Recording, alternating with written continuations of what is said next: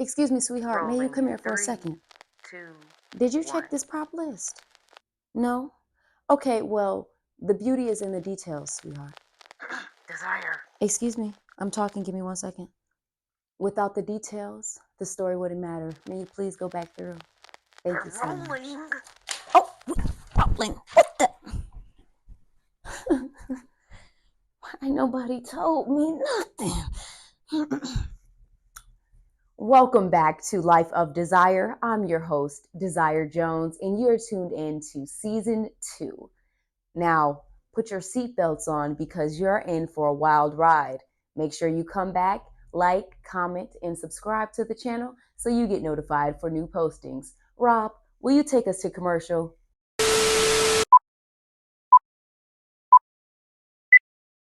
You sitting on the couch, you watching TV. Your life is passing you by. You keep procrastinating. Maybe I'll go to school next year, maybe next semester. No, do it right now. They'll work with you after work. You can even go before work. You can do whatever you need to do to graduate. Go talk to somebody. They out there to help you. You sit on the phone all day anyhow. Why don't you make a call that's going to help your future? All you got to do is pick up the phone. Why are you making it complicated? It's easy. Welcome back to Life of Desire. I pray all has been well with you all because all has been all right with me. Um, it's been a while since I've seen y'all.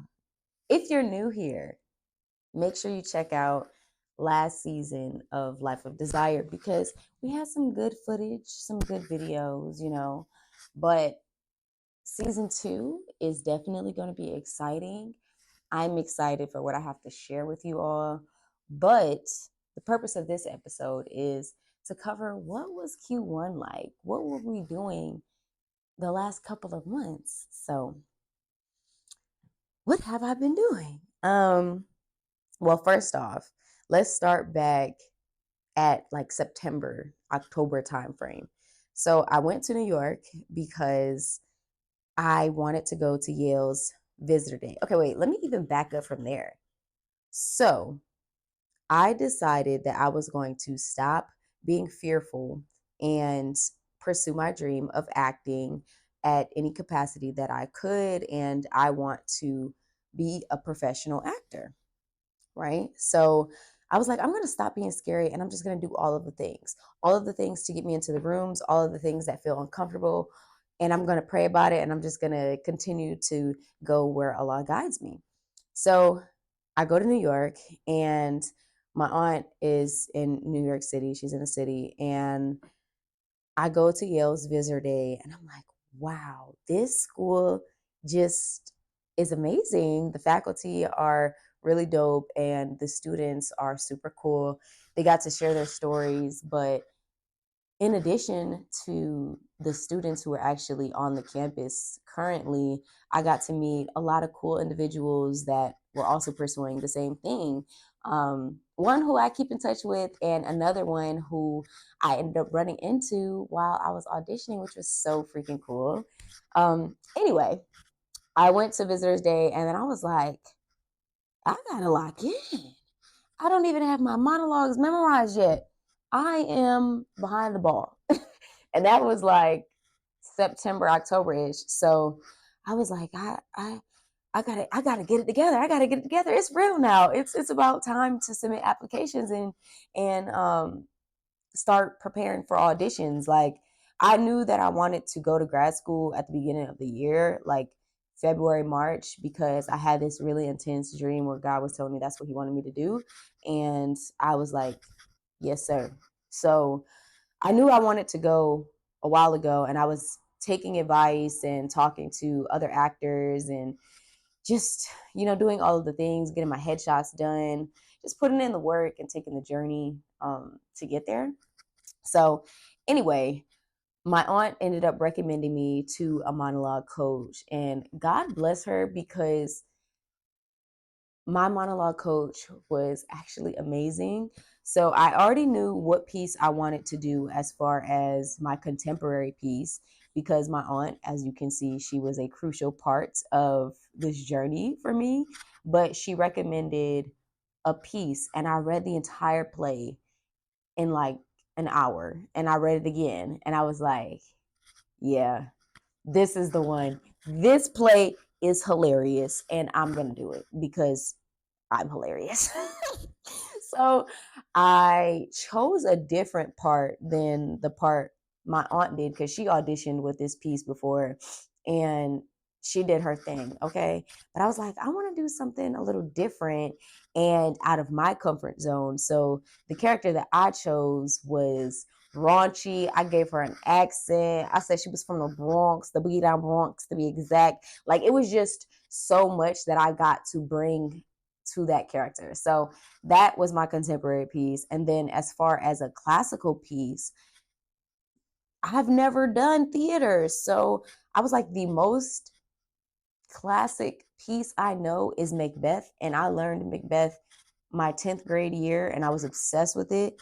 And I was obsessed with Lady Macbeth. So I remember telling one of my friends who was putting me on game about going to school for acting because he got accepted and he was about to go to a wonderful school. But I was like, yeah, maybe I'll do Lady Macbeth.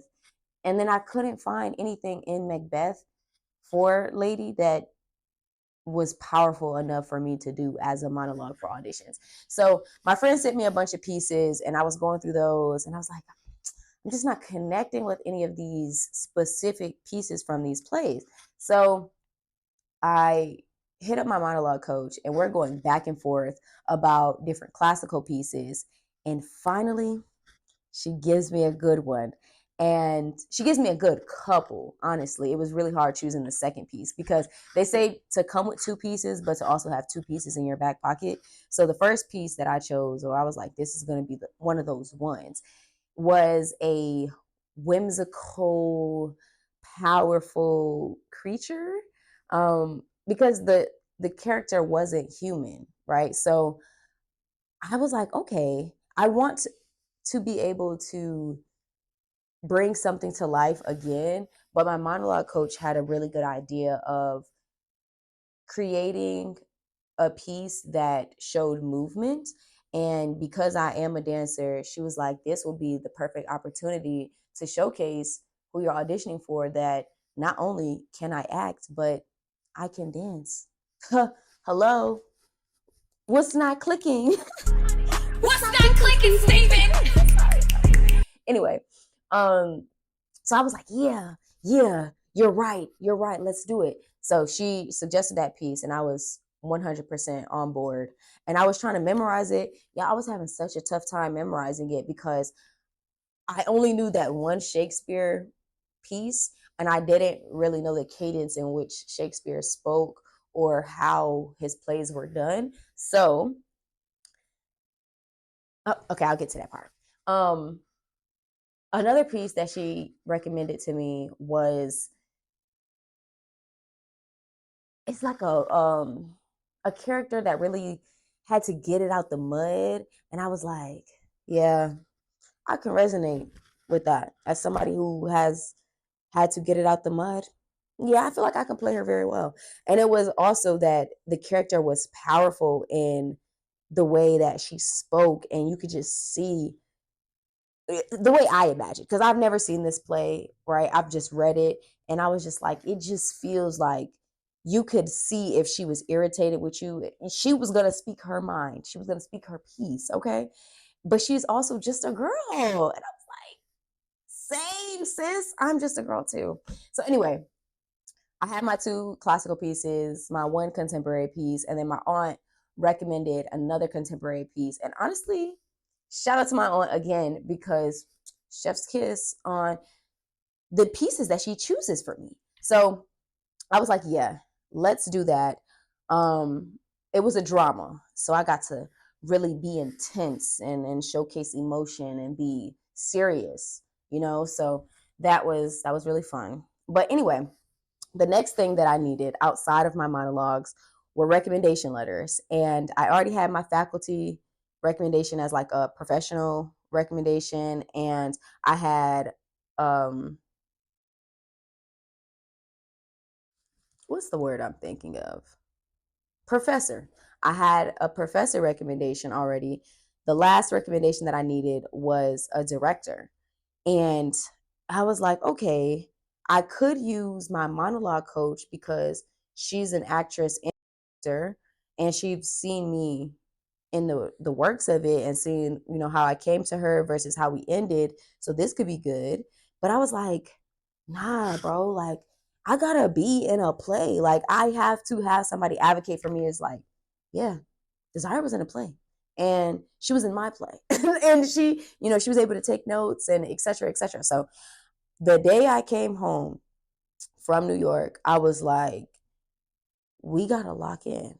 I stayed up to like 2 o'clock in the morning that day because I needed to figure out which plays I was going to audition for and how I was going to get this done. By any means necessary, I had to get this done. The first play that I had screenshotted, and I was like, okay, yeah, I'm sorry, my nose itches for some odd reason, but I was like, this is the play I'm going to audition for. It was called The Last Night at Ballyhoo. And when I tell y'all, I was searching Georgia.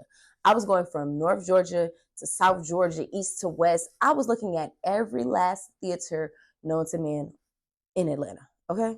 So I seen The Last Night at Ballyhoo, and this play was about a Jewish Southern family that was exploring, their traditions of Ballyhoo.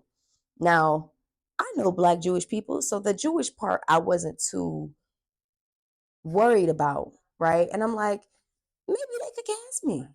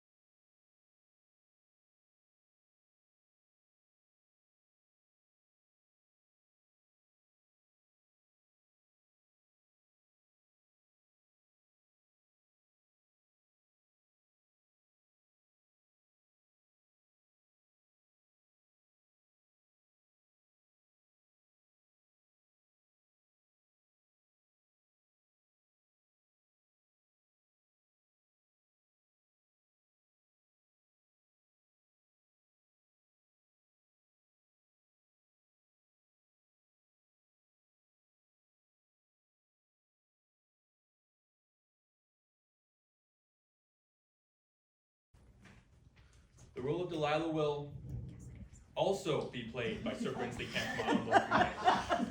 Is this correct? Where's Andrew and Julia? They said they couldn't make it. Something about not being paid enough. I'm feeling it wasn't worth it. Despising her only walk on, not exceeding to the list of the. All right. General dissatisfaction with the incompetence of the artistic director. Who's the artistic director? I am. It seems they have a problem with you then.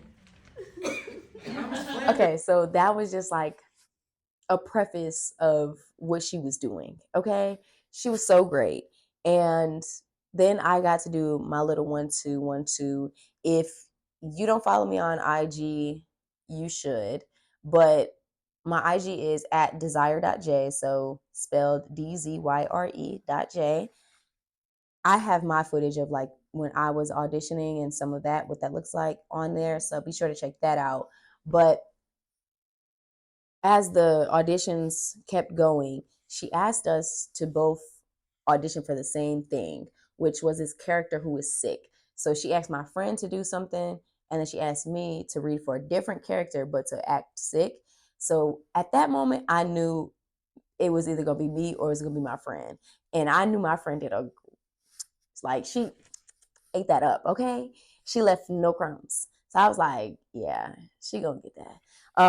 But fast forward, the day my birthday comes, we have an amazing time, actually. Which, okay, let me insert a little picture, here of me and my friends because we had a good time. I cooked and everything. And I need to talk about that on here. That's what I would do. Okay, different episode. So the day after my birthday, my friend calls me. She's like, "Oh my God, Desire, I got the part." I was like, "Ah, you got the part." So I'm like, "Oh my God, did I get a part? Did I get a part?" So I go to my email and I'm like, "Nah, I didn't get a part." But I was so excited and pumped for my friend. Like, yo, this is your first time auditioning and you got it. Like, you're really like that. You're really like that. And for a split second, I was sad, like, dang, I didn't get the part. I didn't get a part. But I was like, but that wasn't my purpose, to be honest. My purpose was to be the messenger to bring my friend to that opportunity because that opportunity was for her. It was never for me. So it was very, very brief that I felt like, I didn't get the part. Because I was just too much in bliss about my friend getting the part and being able to be in that space and God allowing me to bring her to where she needed to be. So very happy for her. So the next couple of days, I had some more plays that I was going to go to. It was two more that I had listed.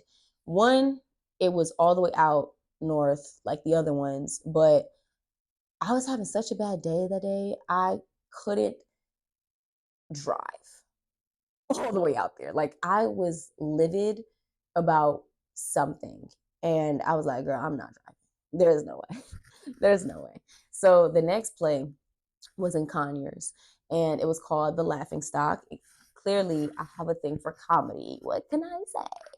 But the next play was The Laughing Stock. And I was like, okay, we're going to go in. We're going to give it everything we got. This is play number 3. Oh, let's do it. So I go, I'm early, and I get to meet the director, the assistant director, and the set designer. And they're chit-chatting. I'm getting to hear what they're talking about a little bit more about the play. We're talking a little bit. I'm like, okay. I feel relaxed, but I'm super nervous, super nervous. So I go to the bathroom and I do a little 1-2 video, which is also on my Instagram. So please check that out. What was I about to say? Oh, yeah. So auditions are about to start. And y'all, when I tell you, there were so many people who were auditioning for this play. I mean, it was way more than the last 2 auditions I went to. So I was like, dang, competition is getting steep. It's getting steep. So they start going, and all I could think was, wow, these people are talented. I'm talking talented, okay? Like, what? So I'm getting all nervous because I'm like, I hope I'm this good. Shoot, I hope so. So I go up there, I'm trying to make different choices than the people made so I can stand out a little bit. But I'm really just trying to remain true to myself and what I would naturally choose just because this is an audition. It's to show who you are. The director can always give you notes and tweak it once you get in there. So I'm doing my thing. I'm doing my little 1-2, and I'm feeling confident about what I'm putting down. And then as I'm walking back, I accidentally glimpsed and seen one of the papers that they were writing notes on about every person, and I seen that I had a 7, and I was like, oh, a 7, a 7. Graham, a point five, a point three.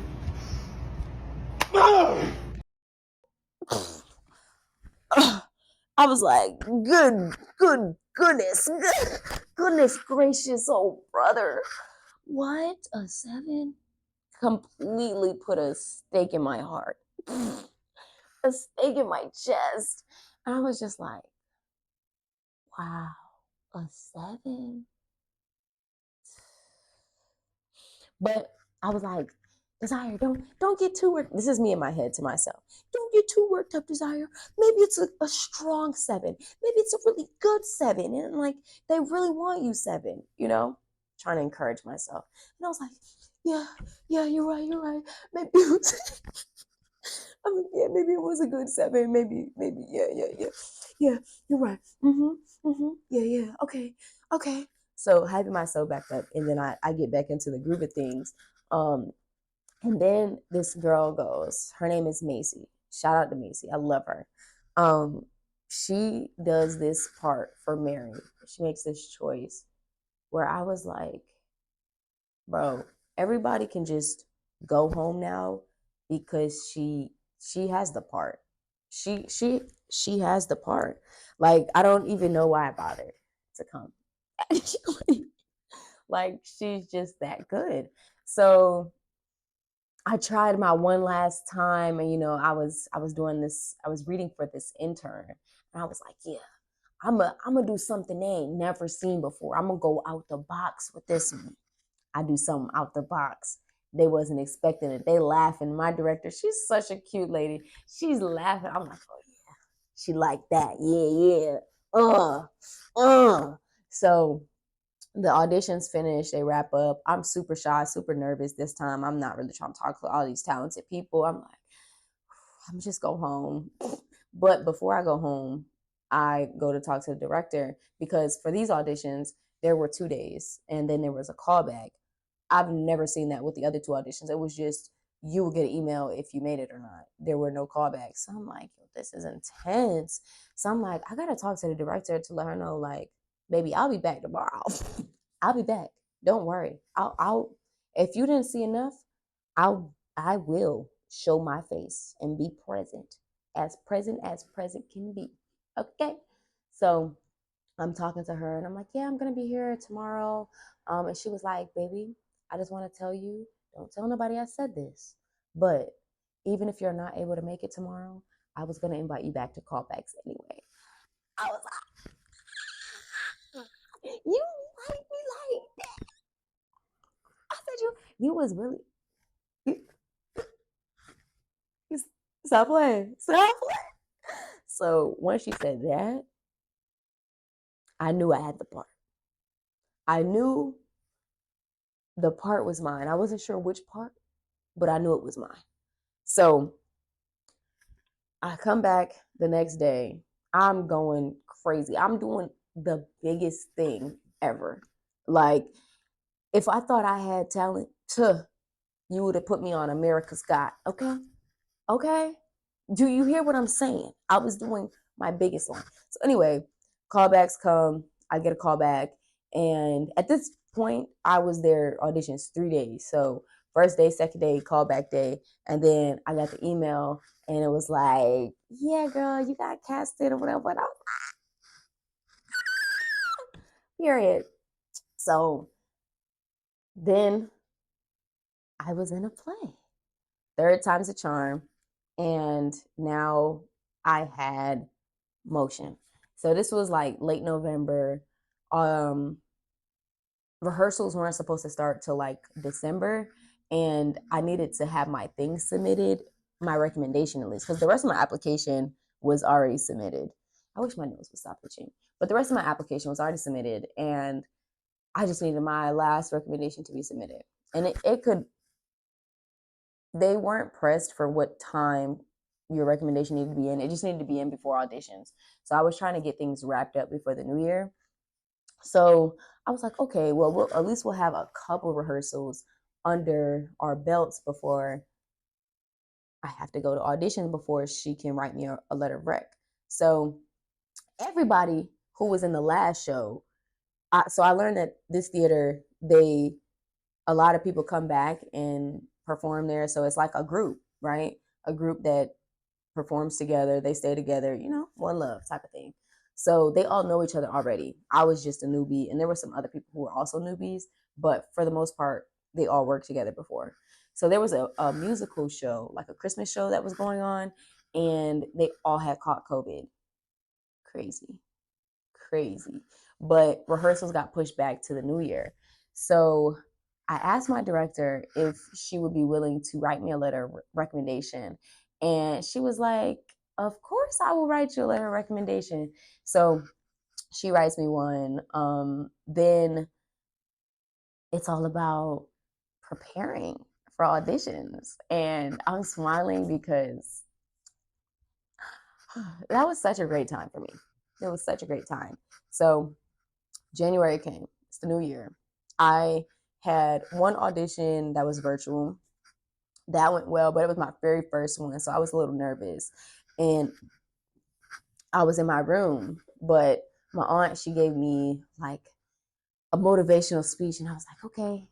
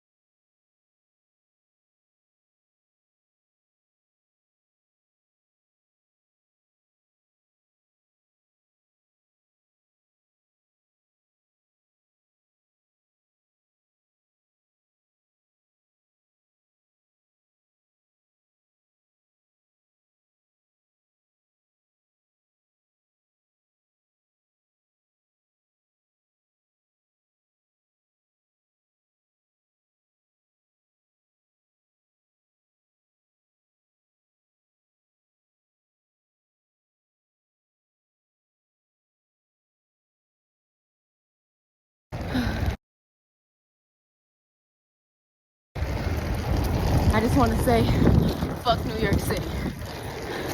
Let's start there. Secondly, I want to say, fuck capitalism. Thirdly, I want to say it's brick as fuck outside.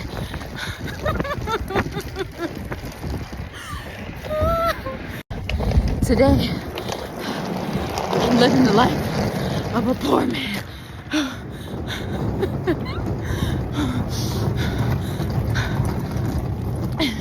And I've almost made it. I've almost made it to where I have to go. Let me catch my breath. Okay, we must trot along. Ooh, y'all.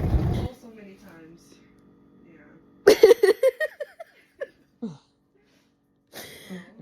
I can't. Yeah. So as you can see, I'm not built for that life, especially not with all that luggage. But my first audition was with NYU, and I was just happy to be there for real. Like I I knew when it comes to auditioning for your MFA in acting, it's competitive. You may not get in. There are thousands of applicants, and each school chooses like 12 people. So it's not only dependent on your talent, but they're casting for the plays that they're doing. So sometimes you just might not be fit, or sometimes they might have casted somebody who kind of looks similar to you last year. And so now they're like, well, we got somebody to do that play already. So, so there are many factors that go into it. Maybe somebody auditioned last year and this is their third year, because they say you should only audition for schools 3 times, right? And then you should cut it. So maybe that was their third year and they were like, you know what, let's bring them in. And this is my first time. So they're like, she has more opportunities to come before us. So I know there were many factors that went into it, but I was just like, you know what? We're gonna do it. We're gonna get in. And I just had that mindset the entire time. And I was just praying relentlessly. Okay, relentlessly. But first day was NYU, and this is just a little Y'all, preview of my vlogging. today's the day. So I'm excited. First audition is NYU. I'm excited because I get to perform, one, and they've never seen me perform, so all I can do is my best, my very best, and let God do the rest. So I'm excited to see what comes. I've been practicing my monologues for more than 2 months. I've been practicing since September with Mrs. Eubanks, so I'm excited to see it. I'm excited to do it and just have fun. Like, just the vibes. They want me, they want me. They don't, they don't. Either way, they knew who desire. They know who desire is now. A win is a win. A win is a win. So if you want to see more, make sure you tune in to my Instagram. I'll be releasing the vlogs tomorrow. So again, my Instagram is at desire.j. Okay, don't play with it, don't play with it, don't play with it. Make sure you follow me, comment, all of that stuff. Like, interact with me. I interact back. Okay, I ain't that bougie. Okay. Anyway, first day was NYU. Y'all, I did such an amazing job. So let me break it down step by step what was going on. So that morning, my dad called me and I'm telling him, I'm like, Dad, I'm a little nervous, but like I'm not nervous because I know what I'm capable of, and I know that none other than Allah wants me to do this. So I'm just excited to do my best and perform and show them who desire is. And for anybody who knows my dad, he was like, yes, like just being real encouraging. And then he was like, can I hear him? So I'm over the phone reciting my monologues, telling him what they are. And I'm doing the voices, the accents, all of it. And he was like, yeah, you're ready. You don't sound nervous at all. You got this. You're gonna do great. And I was like, okay, cool. So I go back to my aunt's house because I had stepped out to go talk to him and get some fresh air. I was nervous for real. And my aunt is talking to me. My mom calls me and she's talking to me, giving me motivational speeches and stuff. And then we get to NYU. I'm vlogging. I'm telling my aunt, I'm like, we're taking pictures, all of the things. If you want to see all my pictures from New York, go to the Instagram. I just dropped them yesterday. So I get there and all I was doing, y'all, was reading the Quran. I was just reading. And then when I needed a break, I would put in my AirPods and I was listening to the morning adhkar. Like, I was just reciting, Alhamdulillah, Alhamdulillah, Alhamdulillah, Subhanallah, Subhanallah. Like, all the dhikrs I was reciting because I just needed Allah to be so present with me. that I couldn't do it by myself. So when it was finally my time, I was like one of the last people, kind of like, you know how there's like a top people at the that are going first. So it's like 1 through 5. Then you have the middle half. Then you have the bottom. So I was like the bottom middle, if that makes sense. Um, so it's my time to finally go. There are current students in the room. There's an alum in the room, and then there's a professor in the room. And so at this point in time, y'all, I'm not nervous because they had a little warm up room. I warmed up. I prayed, and I did some toe touches. I did some toe touches, and I was ready. I was ready. So when I got in there, I was like, okay, I did my thing, and then she gave me a note, and I was like, okay. Now, mind you, my monologue coach, she told me, she said, Desire, if they give you a note, know that they like what they see. If they ask you to do another piece, then they like what they see, because they wouldn't ask you to be doing these things if they didn't want you. The more time they spend, the more they want you. And she was like, but sometimes that might not always be true, because sometimes they might have seen all that they needed to see during that first time. But usually the more time you spend, the more chance you got. So I was like, okay. So as soon as she gave me a note, I was like, she wants me. So I eat it up like I was fasting and it was Eid, okay? I tore it up, and I tore it up so good. Like the alum, it was just like the look in their faces. You could tell they were locked in with my performance. That's what it was. It was a performance.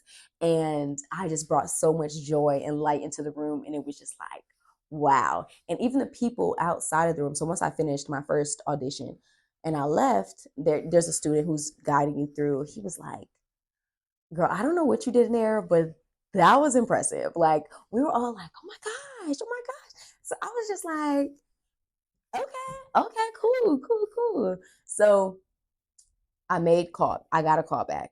Then I guess there were like a second or a third round of the callback. Anyway, we were there for so freaking long. I'm talking hours. Hours I was waiting. And this is when I seen the girl who I met at the Yale Visitor Day, and we were hanging out the entire time. So me and her were both auditioning, and we both got a call back. And I was like, girl, like, shout out to us. Shout out to us. We took a picture and all that. So it's on my Instagram. Shout out to my girl. But we also kind of look alike, which is odd. But I guess I have a common face, if you will. Anyway, I'm texting my friend Kali, who is the model, actress, rapper, all of the things, that girl, the one who got the part. Anyway, I'm texting her and I'm like, girl, I am so bored. Like I have read my book. I read all the books that I could read. I stretched. I closed my eyes for a second. Like, I don't know what else to do. And she was just like, girl, how does it feel living in your purpose? And I was like,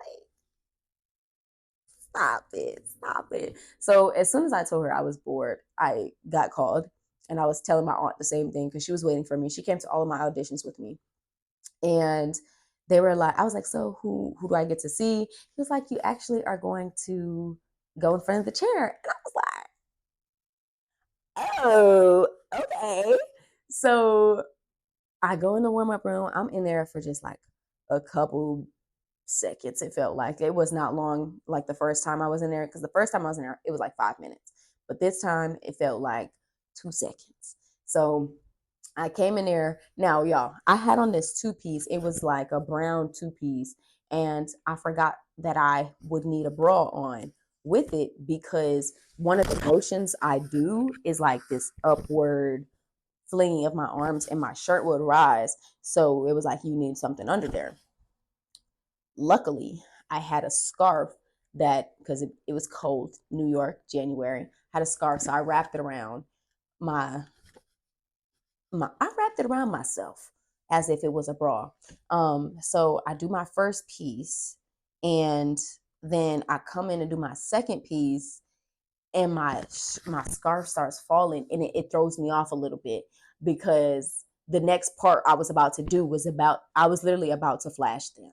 And so I'm like, may I please start over and fix myself? And he was like, yes, most certainly. So I step out the room for a second and I fix myself, and then I come back in. I'm on 10. Like I went crazy. Do dumb. Okay. Do dumb. Um, and I finished my second piece, and he was like, do you have a third piece for us? And I was like, why? Absolutely. It's funny you ask, because I do. Let me grab it. So I do my contemporary piece, right? And this is the one where I'm serious. I'm locked in. There's no movement. It's just me, facial, emotion, all of the things, right? So I do it, and as I say my first sentence, and the voice professor. So in this room, it's the chair, a voice coach. Well, she's not a voice coach. She's a voice professor. And then there are a couple of students. So I do that, and my first sentence, she's like, can you actually do this as if you were on Broadway? Because this show, she's like, this play is on Broadway right now. Did you know that? And I was like, yeah, I didn't know that. I didn't know that, but I believed it. I believed what she was saying was true. So I was like, yeah. And so she was like, I want you to take up all of the space in this room with your voice. Y'all, I'm a public speaker. I love doing that. How did she know? How did she know? So I immediately fill up the room. Like, and I'm talking like I have a mic on. So I'm speaking at my regular tone, which was how I was speaking before, because they're not far from you. But once I started, I got really loud and big in my voice, and it got deep and it got powerful. Like, I just kind of did it. I don't know if you can tell, but I did that. And she was like, that was amazing. I don't know. She was like, how did that feel? And I was telling her how it felt. And she was like, how did you do it? And I was telling her, like, when I talk regularly, I talk from right here, nothing too crazy. But when I just did that, I was talking from my diaphragm and pulling it up, so that way you can hear me. And I was enunciating everything that I was saying. And she was like, for a lot of people, that's very difficult to do, is to switch like that. And I was like, well, what can I say? I didn't say that, but I was just like, yes, ma'am, I get it. And then, after that, I was done. And the chair was telling me it was a pleasure to see me. And I was like, thank you. It was a pleasure to perform for you guys. And I thank you for your time or whatever. So that was day one. I told my aunt about it, and she was like, Dee Dee, that was dope. Like, we were just having a great time. Next day was Old Globe. And Old Globe is a classical theater program, and they're all really intense schools, right? And so I go into this day and I'm like, again, I've never done theater. So this is all just a big jump for me. And mind you, I have 4 pieces in my pocket just in case. So I go in there full energy. The chair and like the director of the program, he is such a sweetheart, like such a sweetheart. And I did my research on all of them, so I know who I'm going into the room with. It's essential. If you're doing an interview, an audition, make sure you do your research on whoever it is that you're taking up space with, because you share commonalities with people that you might not even realize. And all it takes is a commonality a lot of times. Like, look at the director that I auditioned with first. We had that Syracuse commonality, and it led us to more discussions and her wanting to be involved in my experiences. So definitely do your research. Anyway, I went in there. I was big. I was vibrant. We were having a good time. And after I finished, yeah, I was so out of breath. Like, I gave 110%. I was just so excited. And he was like, well, do you have a third piece? I was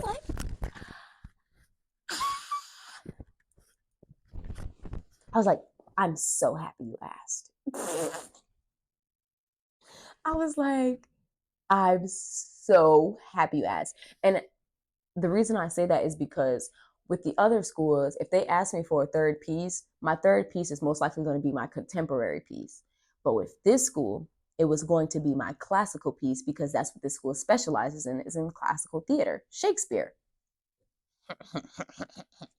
So I couldn't wait to pull out this little gem in my pocket.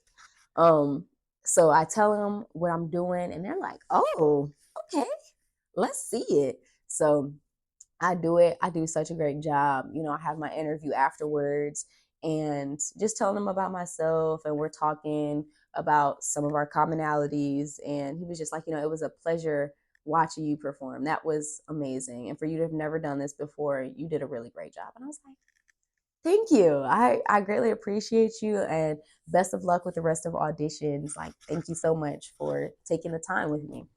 So that was a great audition. I came back. I was cheery. I was telling my aunt I came walking back down, and she was like, "Girl, I could tell the audition went good because you just came out like so happy." And I was like, "Yeah, I ate that up." So the next audition was Juilliard, and a lot of people were telling me they had mixed opinions about Juilliard, and I was like, "Well, I mean, why not? Why not Juilliard?" So I go, they have this warm up session, and I felt like I was running late. Like the GPS took us all the way around. Yeah, I was so tired after that. It was such a long day. Anyway, I was the second person to go for the Juilliard audition, and I was so nerve wracked because I didn't have a chance to like go through my monologue how I did the first 2 days, where I just kind of got a second to like prepare and just be okay with where I was at. There wasn't that option at Juilliard because they had that warm up session and then I was second. So it was like right after that, it was okay, go ahead. So I was like, okay, okay. But I went in there and it was just like such a cold energy in the room. It just felt like they didn't really want me to be there, and I'm sure that's not true, but that's how it felt. And I also realized that's when I realized I was making a really big mistake, which was making eye contact with who I was auditioning for. And I learned that was a hard lesson. But I was doing my first piece, and my first piece like directly transitioned into my second piece. So when I was practicing with my monologue coach, it was about pace, it was about cadence, but it was also a lot of breath work and movement. So I was thrown off because the energy was off. Like my other two auditions, the energy was up. Like I brought in a lot of energy, and they were feeding off of my energy just by their eyes. Like their eyes looked happy to be there. Sometimes I would get an occasional smile or be like, okay, even if they were writing notes, it was just like I'm enjoying what I'm seeing. But here it was just like,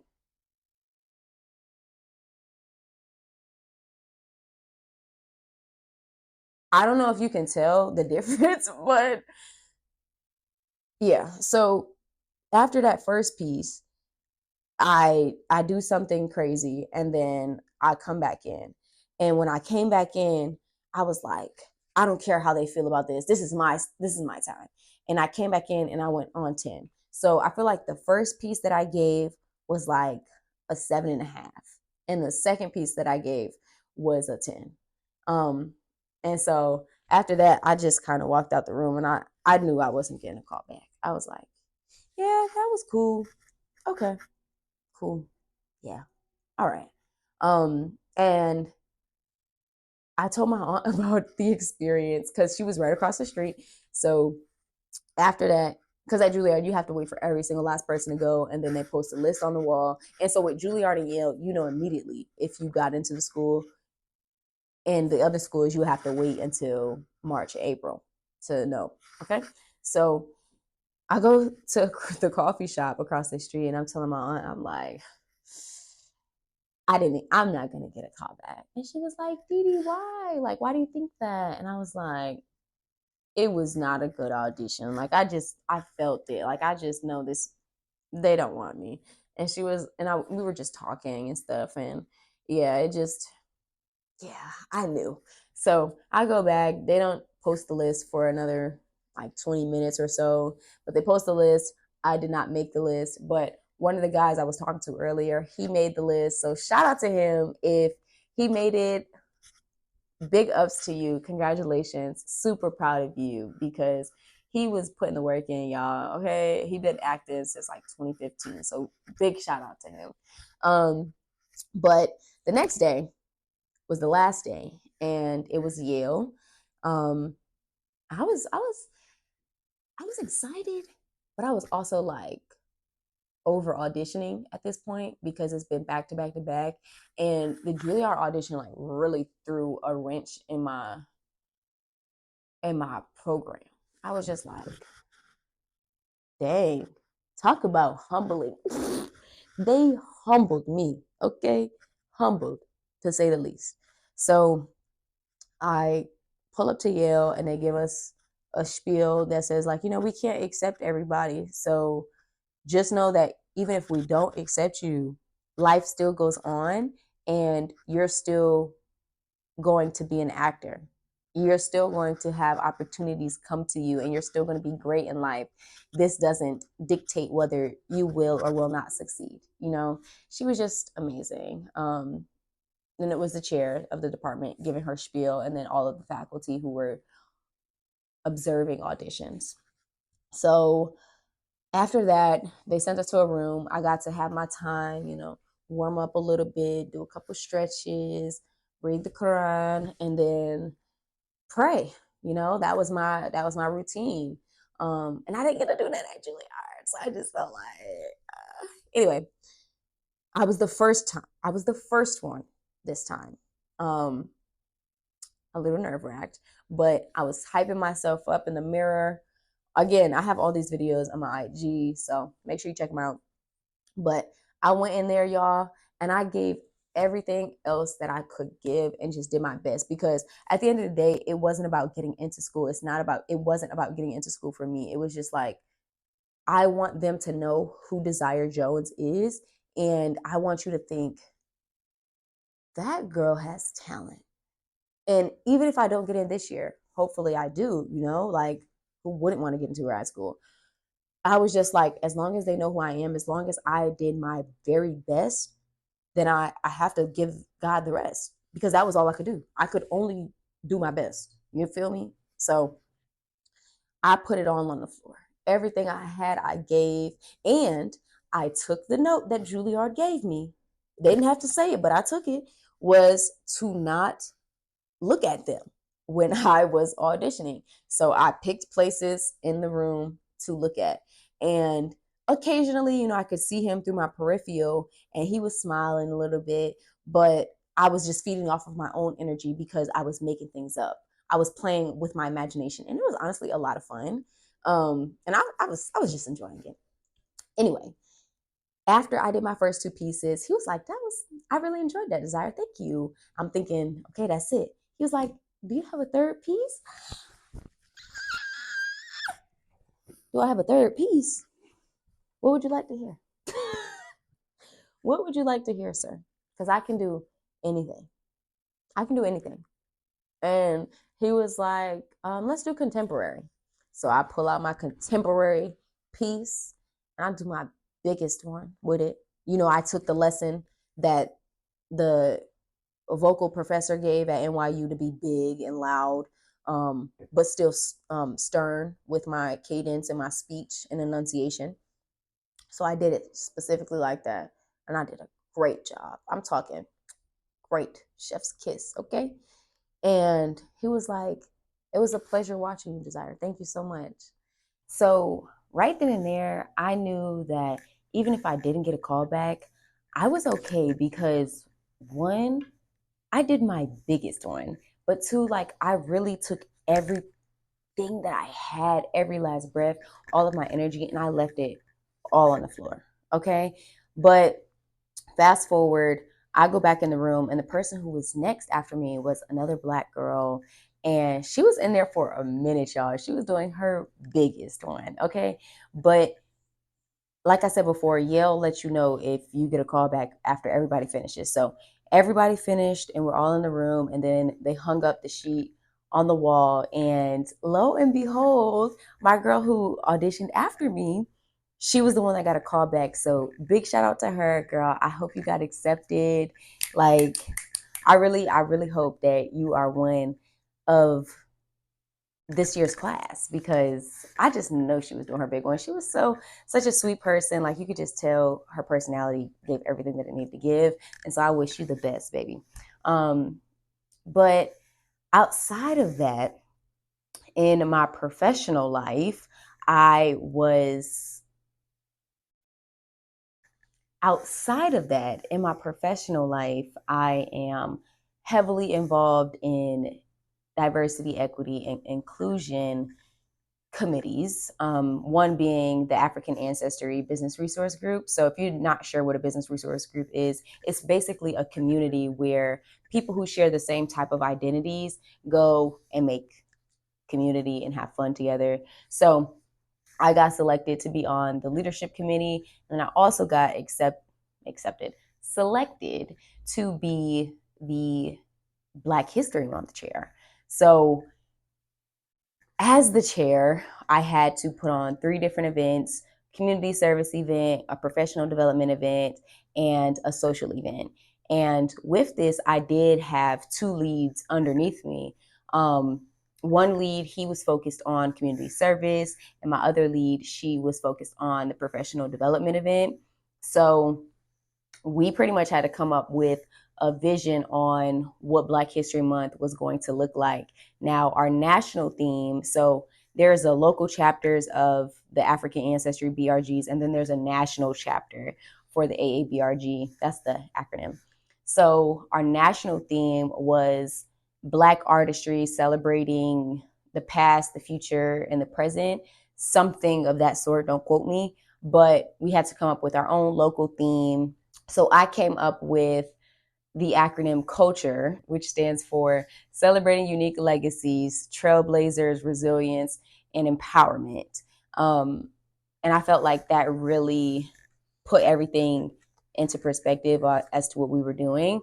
So anyway, my community service lead, he had the vision that he wanted to do something with literacy. So me and him were brainstorming about what we could possibly do. We thought of the idea of going to a school and delivering books, or partnering with our nonprofit KFFL, that's what it's called.